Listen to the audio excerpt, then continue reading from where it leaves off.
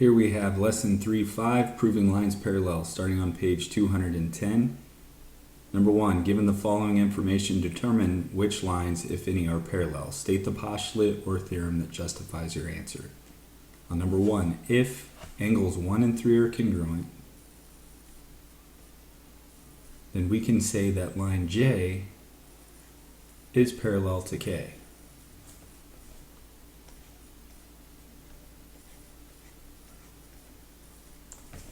And that's by the converse of the corresponding angles postulate.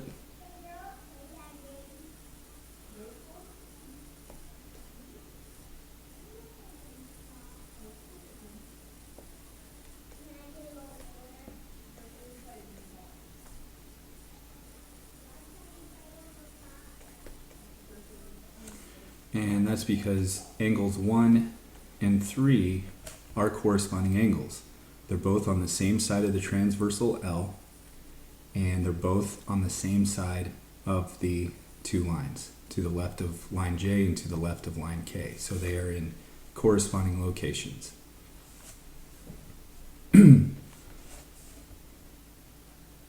number 3, if angles 3 and 10 are congruent, so angle 3 is here, angle 10 is here. So we notice, first of all, that they are on different sides of this line. So they're alternate, and they're outside of these two lines. So the outside being anything here and anything here, and then this is the interior. So they are alternate exterior angles. So the two lines would be line L and line M.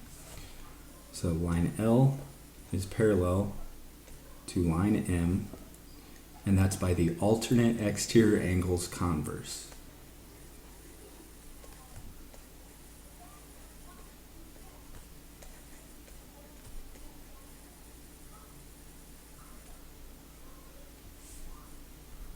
And number 5, we want to find x so that M is parallel to N. Show your work.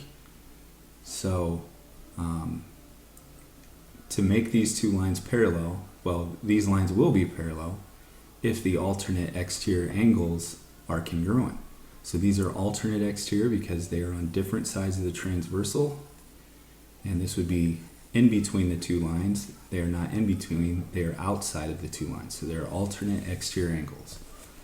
So if 4x minus 23 equals 2x plus 17, then the lines will be parallel. So we would subtract 2x from both sides.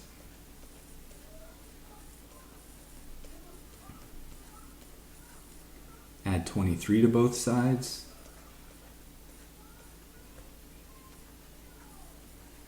And divide both sides by 2. Therefore, x is equal to 20. Number 7, is it possible to prove that the backrest and footrest of the lounging beach chair are parallel? If so, explain how. If not, explain why not. So we have a line here. We want to know if it is parallel to this line here.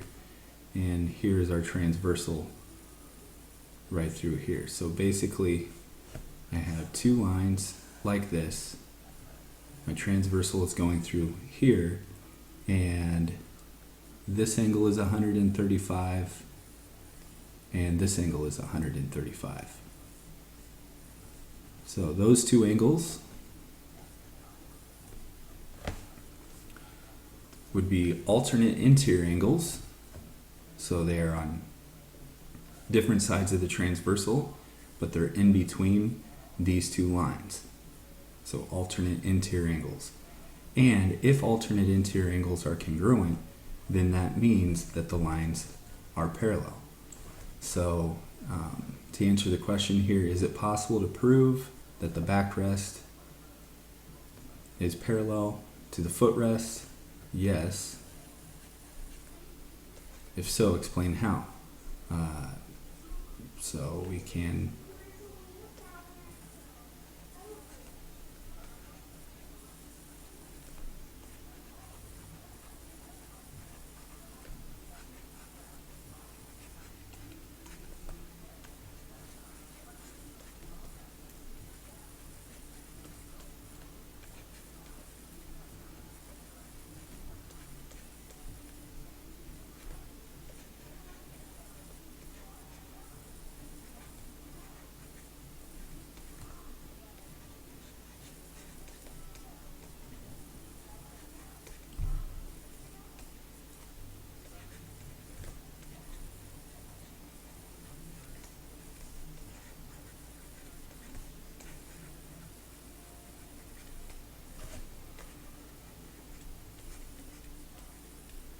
we can show that alternate interior angles are congruent, so by the alternate interior angles converse, the lines are parallel.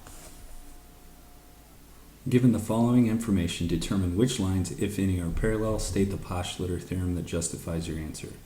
Number 9, angles 2 and 9 are congruent.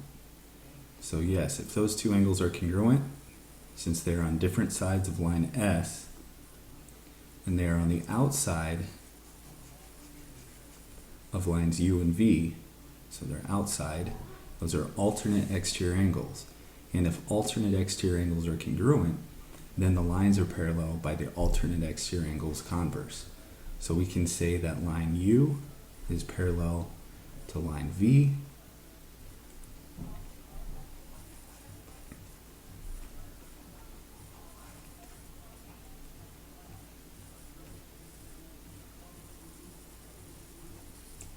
by the alternate exterior angles converse. Number 11, the measure of 7 plus the measure of 8 equals 180. In other words, 7 and 8 are supplementary. So if this angle plus this angle equals 180, will any lines be parallel? Yes. Lines R and S will be parallel because line V would be the transversal for angles 7 and 8, and 7 and 8 are on the same side of that line, on the same side of the transversal, and 7 and 8 are in between these two lines. So same side and on the inside. So consecutive interior angles. And if consecutive interior angles are supplementary, then the lines are parallel by the consecutive interior angles converse. So we can say line R is parallel to line S,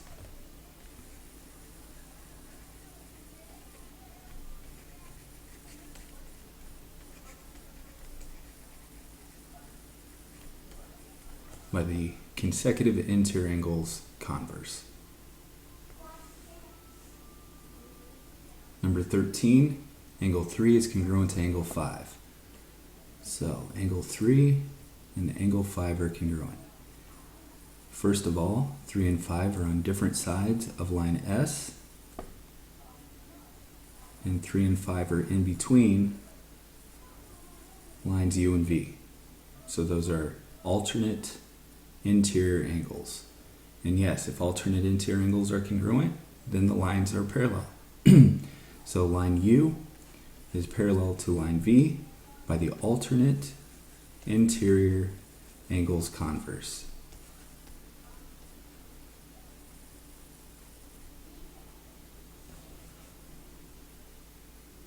Number 15, angle 4 is congruent to angle 5.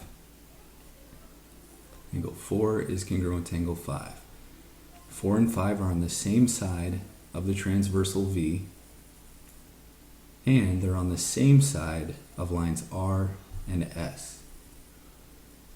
In that case, they're called corresponding angles, and by the converse of the corresponding angles postulate, if corresponding angles are congruent, which they are, then the lines will be parallel. So R will be parallel to S by the converse of the corresponding angles postulate.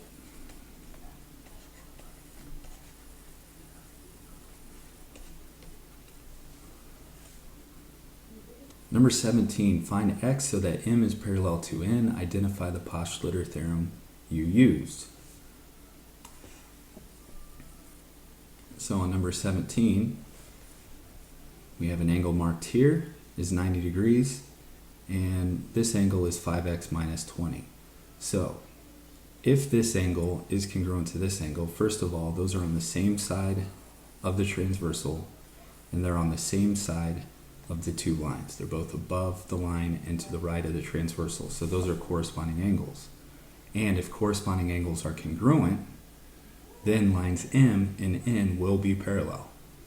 So if 5x minus 20 is equal to 90, then M will be parallel to N. So solve for X, add 20 to both sides, divide both sides by 5, x equals 22. So if x is equal to 22, then by the converse of the corresponding angles postulate,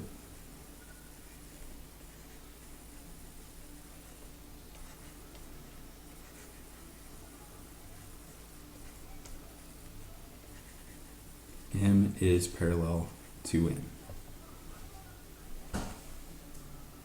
On number 19, in order for M and N to be parallel, consecutive interior angles must be supplementary. So that's what we have here. They're consecutive interior because they're on the same side of the transversal, so that's consecutive. And they're in between lines M and N. So they're interior. Consecutive interior angles are supplementary if the lines are parallel. So if 7x minus 2 plus 10 minus 3x is equal to 180, then lines M and N are parallel. So solve for x, combine your like terms. 7x minus 3x is 4x. And we have minus 2 plus 10 would be plus 8.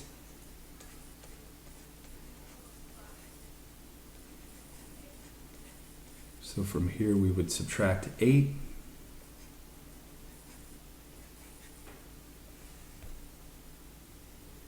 And then divide by 4. So x is equal to 27. So if x is equal to 27, then by the consecutive interior angles converse, M is parallel to N. And I take that back. Mistake there. X is actually equal to 43. So 172 divided by 4 is 43. Sorry about that. Number 21. So we have this angle marked, and we have this angle marked with an expression. So those two angles are on different sides of this transversal, and they're on the outside of these two lines. If this is the interior, they're in the exterior, so they're alternate exterior angles. So by the alternate exterior angles converse, if those two angles are congruent, then lines M and N are parallel. So in other words, if 6x minus 144 is equal to 2x, then M is parallel to N. So solve for x, subtract 2x from both sides. Add 144 to both sides. And divide both sides by 4, and x is equal to 36. So if x is equal to 36, then by the alternate exterior angle converse, line M is parallel to line N. Number 23, copy and complete the proof of theorem 3.6, which says if angles 1 and 2 are supplementary, then lines L and M are parallel. So if 1 and 2 are supplementary, so this is a proof of the consecutive interior angles converse. So first of all, we are given that angle 1 and angle 2 are supplementary.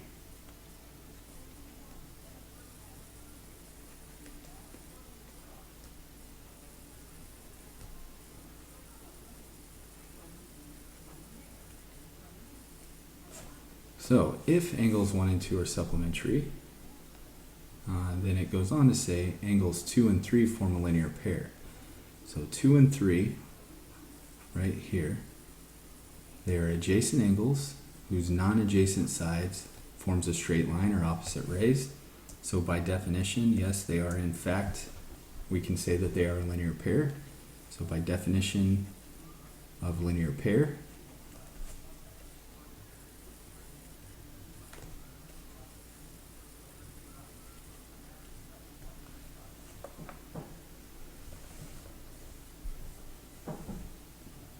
And if 2 and 3 form a linear pair, then by the supplements theorem,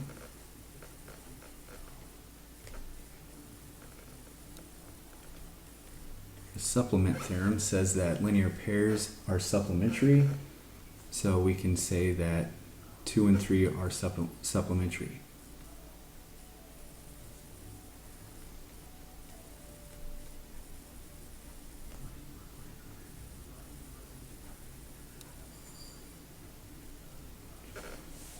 So we have 1 and 2 are supplementary, 3 and 2 are supplementary, so 1 and 3 have to be congruent because they're both supplementary with the same angle, and that is the congruent supplements theorem.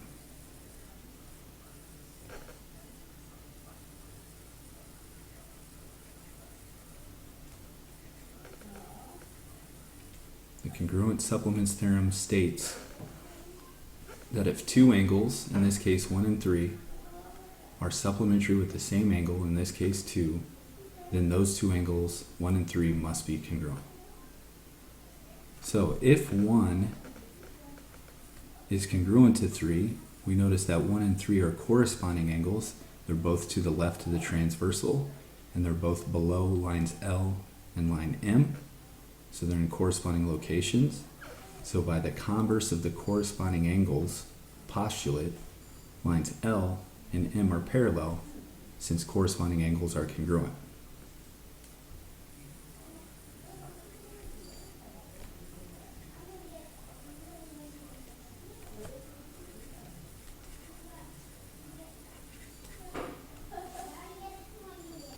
On number 25, we're given that angle 1 is congruent to angle 3.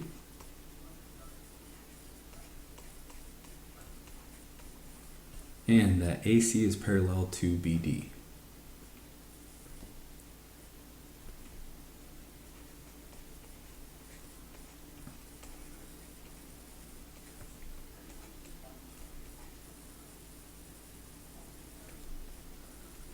And we want to prove that AB is parallel to CD. So if we're given that AC is parallel to BD, if these two lines are parallel, then that means that corresponding angles will be congruent. So 2 are both above the transversal, 2 and 3 are both above the transversal, and 2 and 3 are both to the right of their respective line, parallel line. So they're in corresponding locations. So we could say angle 2 is congruent to angle 3 by the corresponding angles postulate.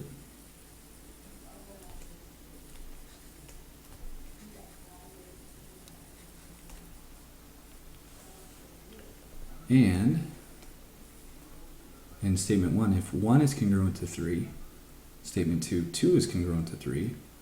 So since 1 and 2 are both congruent to 3, then they have to be congruent to each other by the transitive property. So 1 is congruent to angle 2.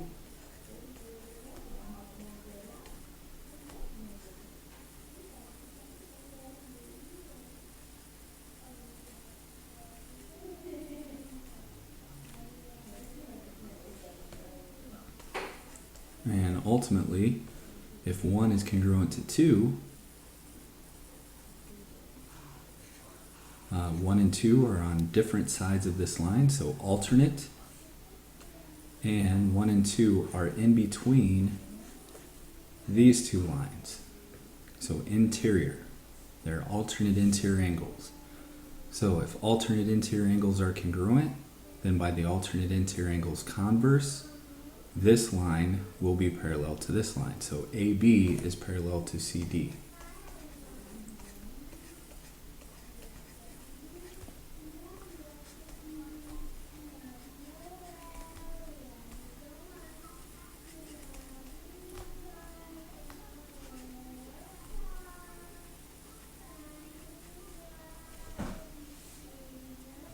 Number 27, we are given that angle ABC is congruent to angle ADC.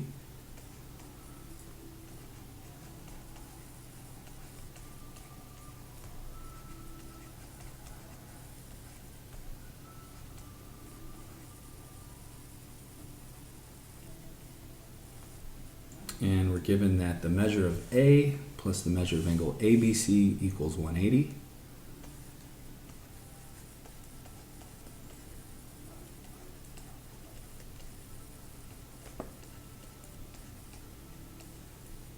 And we want to prove that line AB is parallel to line CD. So one way of doing that is by showing that my consecutive interior angles are supplementary. So if I can show that A and ADC add up to 180, then I know that these two lines are parallel. So all I have to do is take this statement and substitute in ADC in place of ABC since they are congruent.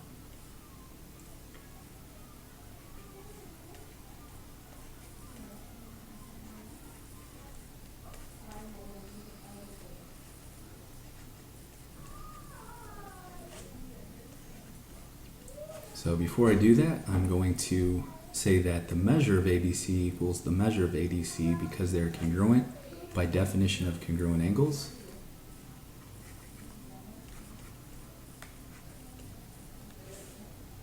Now I can substitute ADC in place of ABC here.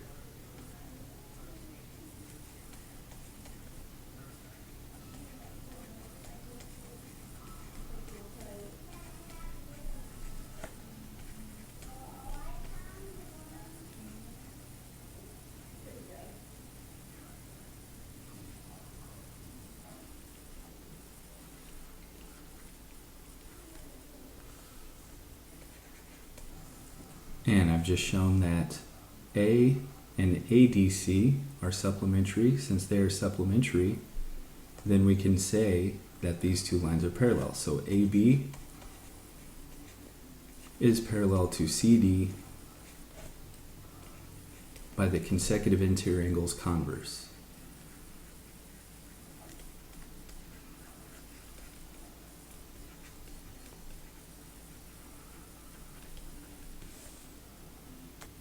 Number 29, mail slots are used to make the organization and distribution of mail easier. In the mail slots shown, each slot is perpendicular to each of the sides. Explain why you can conclude that the slots are parallel. So if each slot is perpendicular to a side, likewise here and here, then these lines will be parallel by the converse of the perpendicular transversal theorem, which states that lines perpendicular to the same line will be parallel. So the slots will be parallel because each of the slots is perpendicular to the sides.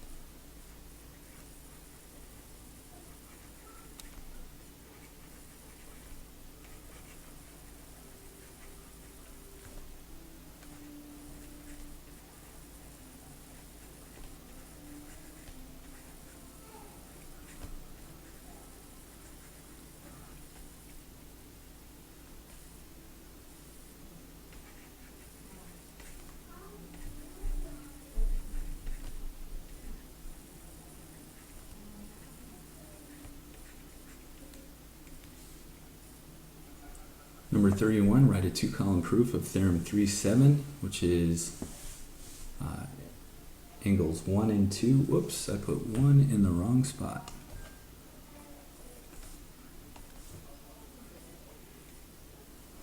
Okay, if angles 1 and 2 are congruent, then lines L and M will be parallel, which is the alternate interior angles converse. So if alternate interior angles are congruent, then the lines are parallel. So we're given that angle 1 is congruent to angle 2.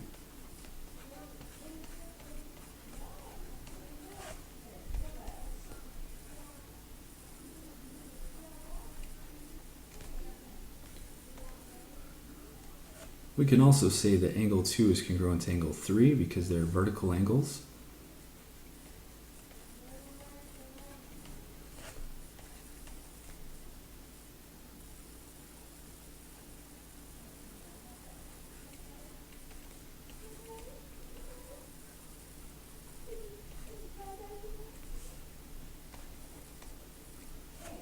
And if 1 is congruent to 2 and 2 is congruent to 3, then we can say that angle 1 is congruent to angle 3 by the transitive property.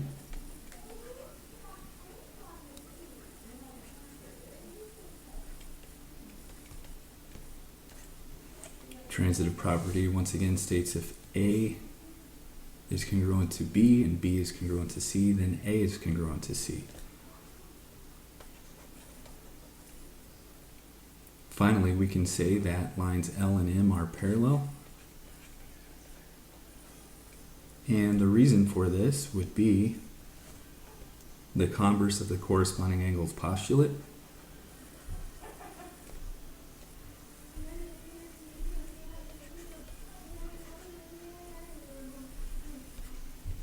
So basically what we've shown is that angles 1 and 3 are congruent. Notice that those are corresponding angles. They're both to the left of the transversal, and they're below lines L and below line M. So those are in corresponding locations. So if corresponding angles are congruent, then the lines will be parallel. Number 33, determine whether lines R and S are parallel. Justify your answer. So, by the angle addition postulate, this entire angle, 32 and 32, is 64. This angle is 64. Those are corresponding angles. They're both to the left of the transversal, and they're both above the two lines. So, since corresponding angles are congruent, then lines R and S are parallel.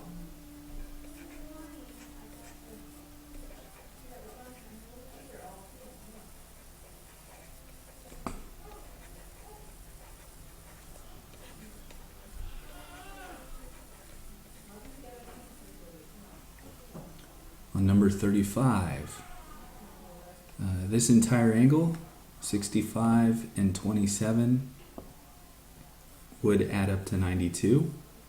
So if this angle is 92 and this angle down here is 92, notice that they're on alternating sides of the transversal, so alternate. And this being the interior, they lie on the exterior of the two lines, so they're alternate exterior angles. And if alternate exterior angles are congruent, which they are, then the lines will be parallel. So R is parallel to S.